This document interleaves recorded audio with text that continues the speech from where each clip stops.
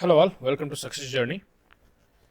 Python की video series में आप सभी का स्वागत है। इससे पहले हम लोगों ने स्ट्रिंग मेथड डिस्कस किया था। आज के इस वीडियो में हम लोग देखेंगे लिस्ट मेथड। लिस्ट मेथड बहुत ही इंपॉर्टेंट होते हैं क्योंकि हम लिस्ट के साथ बहुत ज़्यादा यूज टू हो जाते हैं एक बार जब हम कोडिंग करने लगते हैं तो, और लिस्ट की ज़रूरत वैसे भी बहुत पड़ती है। तो हम आज लिस्ट के कुछ मेथड्स देखेंगे। ऑलमोस्ट सारे ही मेथड हम लोग देखेंगे क्योंकि इसमें ज़्यादा है नहीं, ओनली 11 मेथड है टोटल। तो हम 11 के 11 मेथड को डिस्कस करेंगे डिटेल में कि कैसे हम लिस्ट के मेथड को यूज़ करते हैं वाइल कोडिंग। तो चलिए वीडियो को स्टार्ट करते हैं और देखते हैं कि मेथड्स को। लिस्ट सबसे पहले तो आपको पता ही होगा, लिस्ट बनाते हैं हम जैसे कोई भी एक इस तरह से, ये सिंबल है, इसके बीच में हम जो भी एलिमेंट डालेंगे और तो ये लिस्ट कहलाएगा। और इसी को अगर हम बीच में से इम्प्टी कर देंगे तो इसको बोलते हैं इम्प्टी लिस्ट। आप अगर इसको प्रिंट करोगे, प्रिंट टाइप ऑफ ए, तो ये बोलेगा कि एक क्लास है लिस्ट का। अरे ठीक है, अब इसको अगर हम रन करते हैं तो ये बोलेगा कि ये लिस्ट है। ठीक है, अब ये एम्प्टी लिस्ट है तो इसमें कुछ भी नहीं है, खाली कंटेनर है और इसमें 3 वैल्यूज हैं। ये बेसिक फर्क है। और पाइथन की जो लिस्ट होती है बाय डिफॉल्ट वो हेटेरोजेनियस होती है, मतलब इसमें कितने भी डेटा टाइप डाल सकते हैं, इसकी कोई लिमिट नहीं है। ठीक है, डेटा टाइप कोई भी डाल सकते हैं और कितनी बार भी रिपीट कर सकते हैं। सिमिलरली जैसे नंपाई का एरे होता है वो होमोजीनियस होता है, उसमें सेम टाइप का डेटा चाहिए होता है, बट इस केस में ऐसा नहीं है। तो चलिए देखते हैं। पहला मेथड है अपेंड का। अब अपेंड मेथड क्या करता है, अब देखो लिस्ट में डेटा को एड ऑन करने के, जैसे कि हमारे पास एक डेटा था ए, जैसे हमने अभी बनाया था 5 6 7, और सिमिलरली एक दूसरी लिस्ट बनाते हैं बी। तो अब हम इन दोनों लिस्ट को जोड़ना चाहते हैं तो हमारे पास 3 ऑप्शन है। मैं आपको 3 ऑप्शन एक बार डिटेल में बताता हूँ।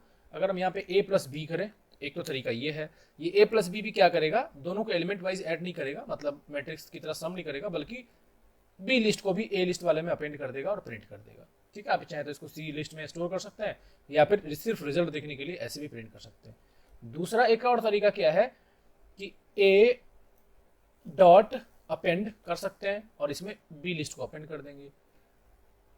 और तीसरा क्या है, बी यहां पे क्या है, ठीक है बी हो गया। अच्छा, और क्या कह रहा है, ओके यहां पे हम बी को अपेंड करेंगे तो ये बी एक लिस्ट बना देंगे। 1 मिनट।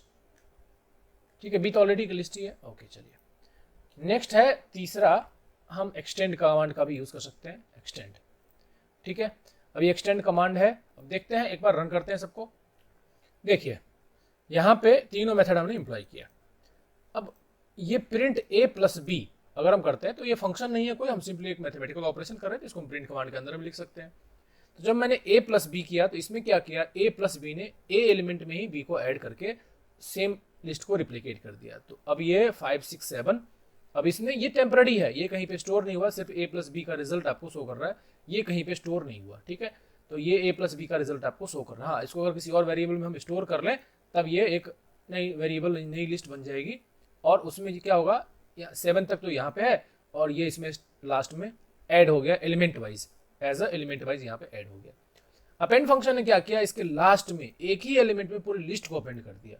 बी एक पूरी लिस्ट है तो बी एक पूरी लिस्ट के 47 के बाद एक ही एलिमेंट बनाया इसने, ये एलिमेंट, मतलब ये 4th एलिमेंट बना इसका, और 4th एलिमेंट पे मतलब इंडेक्स नंबर 3 पे पूरी लिस्ट को इसने ऐड कर दी। तो एलिमेंट अभी भी इसमें 4 ही है, 4th इंडेक्स पे मतलब 3rd इंडेक्स पे ये पूरी लिस्ट अपेंड हो गई। अब ये पूरी इंडेक्स यहाँ तक थी। एक्सटेंड फंक्शन ने क्या किया, सिमिलर ऐसे वर्क किया जैसे ए प्लस बी वाले ने वर्क किया था, बट दोनों में फर्क क्या है, इसके लिए हमें एक नए वेरिएबल में स्टोर करना पड़ेगा, लेकिन ये सेम वेरिएबल में काम हो गया। मतलब इसमें क्या हुआ, ए को ही एक्सटेंड कर दिया, एक नई लिस्ट बनाने की हमें जरूरत नहीं पड़ी। तो अगर सेम लिस्ट को एक्सटेंड करना है तो हमें क्या करना पड़ेगा, एक्सटेंड कमांड यूज करके पूरी लिस्ट पास कर दें तो पूरी लिस्ट भी होगी, तब भी ये एलिमेंट वाइज ही ऐड होगा। अगर मैं इसी को यहाँ पे ऐड करता, अगर मैं इसी को यहाँ पे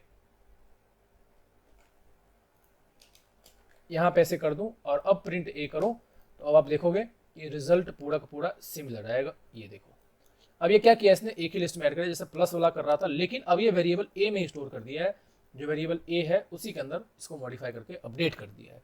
तो ये फायदा क्या है, अगर प्रिंट करते हैं तो हमें एक नए वेरिएबल में स्टोर करना पड़ेगा, या फिर आप ए में भी रिप्लेस कर सकते हो, बट इस केस में फायदा क्या है कि ए को एक्सटेंड कर रहा है। सिमिलरली अपेंड फंक्शन एक ही एलिमेंट पे पूरा का पूरा लिस्ट ऐड कर देता था। अपेंड और एक्सटेंड में ये फर्क है, हम दो समझ गए। यहाँ पे एक एक्सटेंड कमांड भी है और एक अपेंड फंक्शन भी है, दोनों का काम सेम ही है, लेकिन पर्पस दोनों का तरीके अलग अलग हैं। तो डिपेंडिंग अपॉन योर यूज आप दोनों फंक्शन यूज कर सकते हैं, प्लस कमांड भी यूज कर सकते हैं, अपेंड फंक्शन भी और एक्सटेंड फंक्शन भी, लिस्ट को इंक्रीज करने के लिए, ऐड ऑन करने के लिए। नेक्स्ट है क्लियर। क्लियर तो पता ही आपको, यहाँ पे क्लियर कमांड कुछ नहीं करेगा, सिंपली ए डॉट क्लियर करेंगे तो सबको क्लियर कर देगा। ठीक है, अब अगर प्रिंट करते हैं ए को, याद रखें जब भी कोई फंक्शन इंप्लॉय करना हो तो आप बाहर करें, उसके बाद आप प्रिंट करें उस लिस्ट को। ये अब बन गया एम्प्टी लिस्ट, ए के अंदर कुछ भी नहीं बताया। अगर लेकिन याद रखें अगर इसको मैं हटा देता हूं तो अभी भी ओरिजिनल ए लिस्ट वैसी की वैसी ही है। ए लिस्ट क्योंकि इसको हमने किसी वेरिएबल में स्टोर नहीं किया है, ये सिर्फ ए लिस्ट को क्लियर कर दिया टेम्पररली, तो ये यहाँ पे एक टेम्पररली किया है। जब जैसे ही कमांड फिर डील इनएक्टिव होगा, ओरिजिनल लिस्ट वैसी की वैसी ही है। तो ये क्लियर कमांड क्या करता है, remove all the element from a list. ठीक है, अगर मैं ए डॉट क्लियर लिखता हूँ तो ये टेम्पररली यहाँ पे, अगर जब तक मैं इसको किसी और में स्टोर ना करूँगा तब तक ये ऐसे ही रहेगा। नेक्स्ट है copy, return a copy of the list. अगर मैं यहाँ पे ए डॉट कॉपी करता हूँ तो अब मैं इसको एक कॉपी बना लेता हूँ, मान लेते हैं इसके बाहर कोई एक बी ए डॉट कॉपी बनाता हूँ, और 1 मिनट ए डॉट कॉपी करता हूँ तो देखिए ए डॉट कॉपी और प्रिंट ए दोनों प्रिंट करता हूँ, दोनों सेम प्रिंट कर रहा है, लेकिन ये इसकी कॉपी है, सेम लोकेशन पे नहीं है। अगर आप देखना चाहें तो इसकी आप आईडी देख सकते हैं, आईडी अगर डिफरेंट होगा मीन्स इस आइडेंटिफायर की जो मेमोरी लोकेशन है वो अगर अलग अलग होगी, मतलब अलग अलग जगह पे सेव है, मतलब दो अलग अलग वेरिएबल बनी हुई है। ये इसकी कॉपी है, अभी देख सकते हो यहाँ पे नंबर अलग अलग है, मीन्स दोनों अलग अलग मेमोरी लोकेशन पे सेव्ड है। लेकिन मैं अगर ए को ही 2 बार प्रिंट करता ना तो कोई फर्क नहीं पड़ता, आप जितनी बार भी प्रिंट करते यहाँ पे लोकेशन सेम आता, मतलब ए ही है, सेम ही लोकेशन पे सेव्ड है, वो कितनी बार भी आप प्रिंट करोगे अलग अलग नहीं आएगा। लेकिन अगर हमने कॉपी किया था तो एक नई कॉपी बनी थी उसकी अलग लोकेशन पे, तो ये कॉपी फंक्शन ये करता है कि बिना ओरिजिनल एलिमेंट को छेड़े एक नई कॉपी बना देता है। ठीक है, तो अब इसको आप चाहे तो दूसरे वेरिएबल में भी सेव कर सकते हैं, जैसे बी वेरिएबल बनाया हमने ए डॉट कॉपी के नाम से, तो बी की लोकेशन अलग हो जाएगी। तो अगर आप चाहते हो कि ओरिजिनल जो लिस्ट है वो एज इट इज रहे तो आप कॉपी कमांड का यूज करेंगे। इन प्लेस कुछ भी काम नहीं होगा, आप सारे ऑपरेशंस नए वेरिएबल में कॉपी में करेंगे। और अगर आप चाहते हैं कि ओरिजिनली चेंज हो जाए, इन प्लेस चेंज हो जाए, तो इन दैट केस हम इसको कॉपी कमांड यूज नहीं करेंगे, सारे ऑपरेशंस डायरेक्टली ए में अप्लाई कर सकते हैं। एक्सटेंड मैंने बता ही दिया। इंडेक्स क्या करता है, return the index of the first element with the specified value. अब आप जो भी वैल्यू बताएंगे उसकी इंडेक्स नंबर बताएगी। जैसे कि मान लो मैं यहाँ पे प्रिंट करता हूँ प्रिंट इंडेक्स ए डॉट इंडेक्स, अब मुझे किसकी चाहिए, जैसे 6 का चाहिए मुझे, तो 6 का ये इंडेक्स नंबर देगा कि कौन से इंडेक्स नंबर पे है, ये 1th इंडेक्स नंबर पे है। तो जो वैल्यू आपको सर्च करनी है उसका इंडेक्स नंबर, मान लो यहाँ पे मैं एक स्ट्रिंग भी ऐड कर देता हूँ, स्ट्रिंग भी है एक राम, और मैं इसको लिखता हूँ कि राम का मुझे इंडेक्स नंबर दो, राम का, तो ये राम का इंडेक्स नंबर बोलेगा 3rd इंडेक्स पे है, 0 1 2 और ये थर्ड इंडेक्स पे है आपका राम। याद रहे इसमें अगर मैं ऐसे डालता हूँ, इसमें अगर मैं ऐसे डालता हूँ तो अब ये क्या करता है, एरर बोल रहा है, क्योंकि ये केस सेंसिटिव है, ये ऐसे प्रिंट नहीं करेगा, ऐसे बोलेगा कि ये इस नाम से कोई है नहीं। अगर आप ऐसे इंडेक्स से सर्च कर रहे हैं तो इट इज़ योर रिस्पॉन्सिबिलिटी कि आप एज इट इज़ वैसे ही करें जैसा एलिमेंट में है, इसमें आप कुछ और नहीं डाल सकते, अदरवाइज ये एरर बोलेगा। ठीक है, तो जैसे राम हमने किया तो ये राम बोल रहा है कि 3rd इंडेक्स पे ये जो वैल्यू है ये 3rd इंडेक्स पे लिस्ट में मौजूद है। इंसर्ट फंक्शन क्या करता है, add an element in specified location. क्या हो, अपेंड फंक्शन या एक्सटेंड फंक्शन लास्ट में ऐड कर रहा था, क्या हो मुझे 6 और 7 के बीच में मुझे 10 ऐड करना है, तो इन दैट केस हम ये कर सकते हैं। जैसे कि मुझे यहाँ पे इंसर्ट करना है तो ए डॉट इंसर्ट, अब मैं यहाँ पे क्या करूँगा, इंडेक्स, अब मैं यहाँ पे एक जो वैल्यू मुझे असाइन करनी है 10 असाइन करनी है, वो कॉमा लगा के क्या करूँगा, इसकी इंडेक्स नंबर डालूंगा, कितने इंडेक्स, कौन से इंडेक्स पे डालनी है, तो 0 1 2 पे डालनी है, तो 2 पे। ठीक है, अब इसके बाद आप प्रिंट कर सकते हो।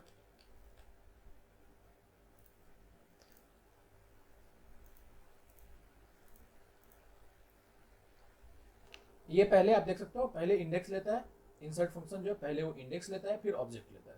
तो पहले हमें इंडेक्स नंबर बतानी है कि कहाँ पे मुझे इंसर्ट करनी है, फिर बतानी है कि क्या इंसर्ट करनी है।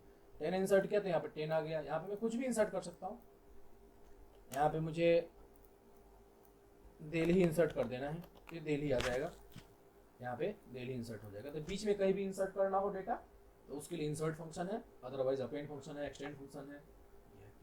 नेक्स्ट है पॉप। पॉप क्या करता है, रिमूव कर देता है आइटम को, कहाँ से, कहीं से भी जहाँ से आप करना चाहो। अगर आप सिंपली लिखते हो ए डॉट पॉप, ए डॉट पॉप और कुछ भी वेरिएबल असाइन नहीं करते, देखो पॉप के पास ले जाओगे तो ये एक पॉप में एक इंडेक्स नंबर लेता है जिसको आपको हटाना है, ठीक है। यहाँ पे इंडेक्स नंबर आप असाइन कर सकते हो जिसको आपको हटाना है। अगर आप कुछ भी पास नहीं करते हो तो ये लास्ट को रिमूव कर देगा। देखो यहाँ पे लिखा हुआ है remove the and return item at index. जो आप इंडेक्स करते हो, इंडेक्स नंबर असाइन करते हैं इसको, उस इंडेक्स लोकेशन से उस एलिमेंट को रिमूव कर देता है। और अगर आप कुछ भी पास नहीं करते हो तो ये डिफॉल्ट पैरामीटर भी इसके पास सेट है, लास्ट वाला -1 वाला, तो ये -1 को रिमूव कर देगा। कह रहा है raise index error if list is empty और index is out of range. मैं वो भी बताता हूँ। सबसे पहले मैं कुछ भी नहीं करता हूँ, अगर एक को प्रिंट करता हूँ तो ये लास्ट में राम को रिमूव कर देगा, सिर्फ यहीं तक प्रिंट करेगा। अभी लिस्ट पूरी ये है, देखते हैं।